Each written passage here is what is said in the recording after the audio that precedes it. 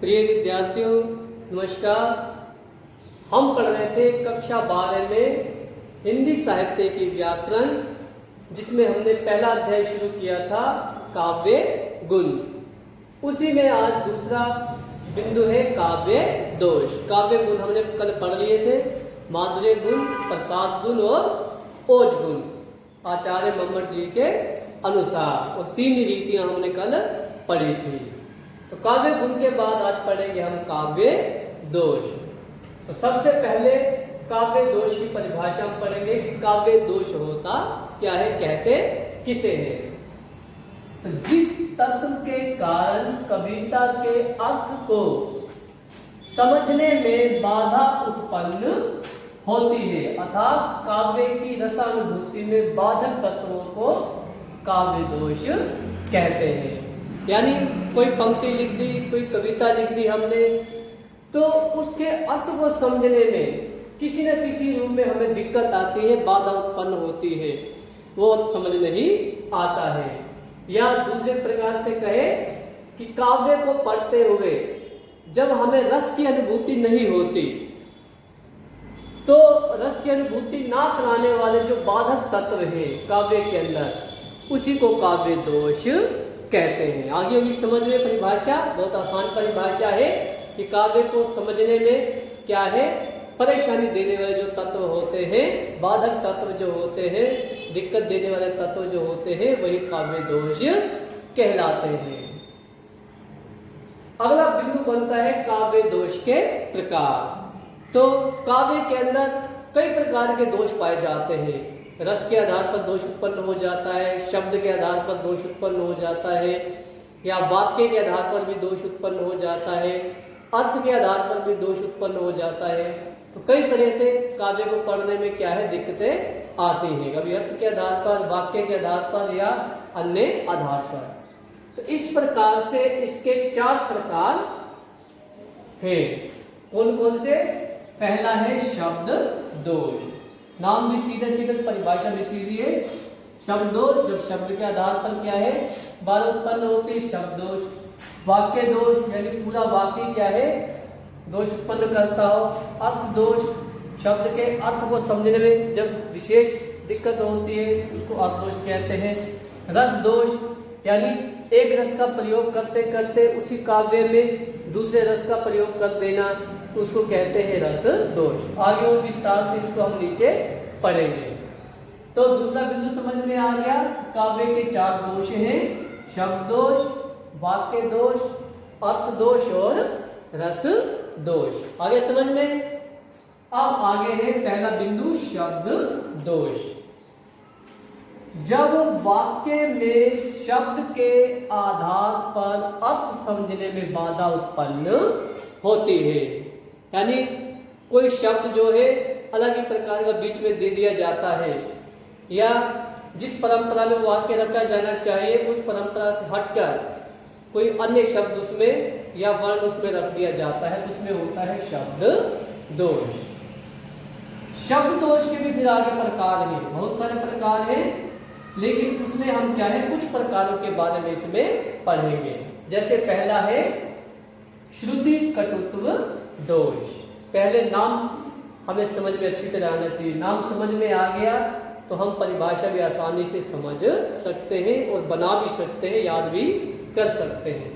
श्रुति, श्रुति का होता है सुनना, यानी जब कोई वाक्य हम सुनते हैं, अपने आधार पर परिभाषा बता रहा हूं कि जब किसी वाक्य को हमने सुना, सुनते ही वो कानों को क्या है, कुछ अच्छा सा नहीं लगा, तो उसमें क्या हो जाएगा, श्रुति कटुत्व दोष हो जाएगा। यानी वो शब्द क्या है, हमारे कानों में क्या है, रस नहीं घोल पाएगा, अच्छा नहीं लग पाएगा। यानी जब किसी काव्य को सुनने मात्र से कानों में कटुता अथवा कड़वापन उत्पन्न हो जाए, तो वहां श्रुति कटुत्व दोष होता है।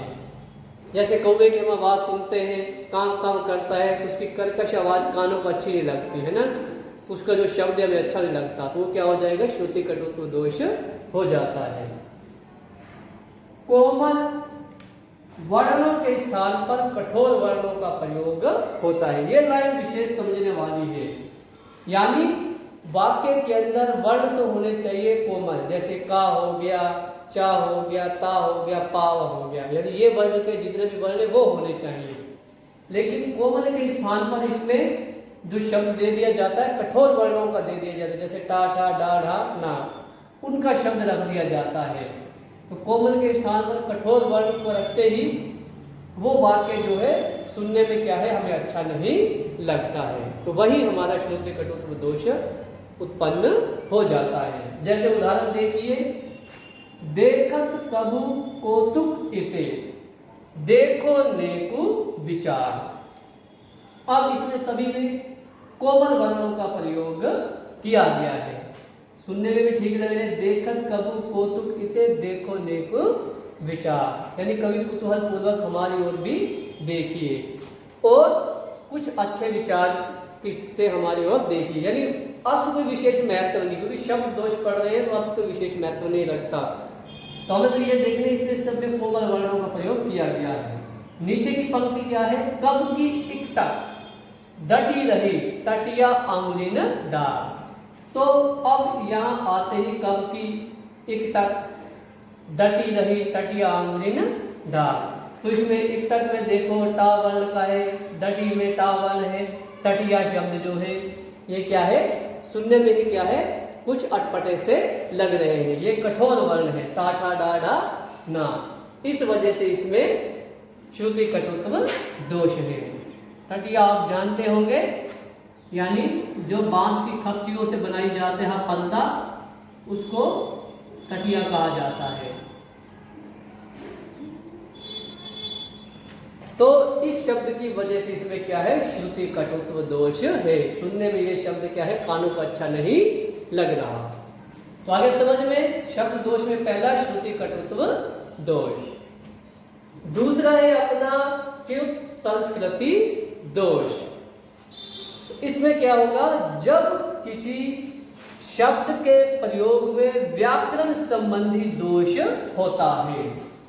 च्युत का अर्थ होता है चूक जाना, गलती कर देना या व्याकरण से हटकर चल देना, उसको कहते हैं च्युत संस्कृति दोष। तो बहुत ही साधारण सी परिभाषा है कि व्याकरण से संबंधित दोष होता है। उदाहरण क्या है, मरम वचन सीता जब बोला, हरि प्रेरित लक्ष्मण मन डोला। तो व्याकरण संबंधी दोष है मरम वचन, यानी हृदय विदारक, मन को द्रवित करने वाले, अभिभूत करने वाले वचन जब सीता जी ने बोले। सीता जब बोला, अब यहां देखिए, ध्यान से देखिए इसको, सीता क्या है, स्त्री है, यानी स्त्रीलिंग है। बोला क्या है, पुल्लिंग शब्द है यहाँ पर। तो सीता के अनुसार क्या आना चाहिए, मरम वचन सीता जब बोली आना चाहिए, लेकिन यहाँ क्या आ रहा है, बोला आ रहा है। हरि प्रेरित लक्ष्मण मन डोला, नीचे तो जाने की जरूरत ही नहीं है, नीचे की पंक्ति सही है, ये तो पंक्ति पूरी की गई है। तो इसलिए इस बोला शब्द में क्या होगा, च्युत संस्कृति दोष। क्या होगा, सीता स्त्रीलिंग है और बोला क्या है, पुल्लिंग शब्द है, तो बोला में च्युत संस्कृति दोष होगा। तो आगे समझ में, वाक्य में तो हम यही लिखेंगे, क्योंकि तभी तो हमारा ये दोष बनेगा। कहीं आप इसको बोली लिख दो तो वाक्य में बोली लिखने से फिर वाक्य क्या है, बिगड़ जाएगा, वो च्युत संस्कृति का दोष नहीं रहेगा। तो आगे समझ में अच्छी करिए। आगे है तीसरा, ग्रामत्य दोष। नाम से मालूम हो रहा है ग्रामत्य दोष, जहां वाक्य में ग्रामीण शब्दों का प्रयोग किया जाता है, वहां ग्रामत्य दोष होगा।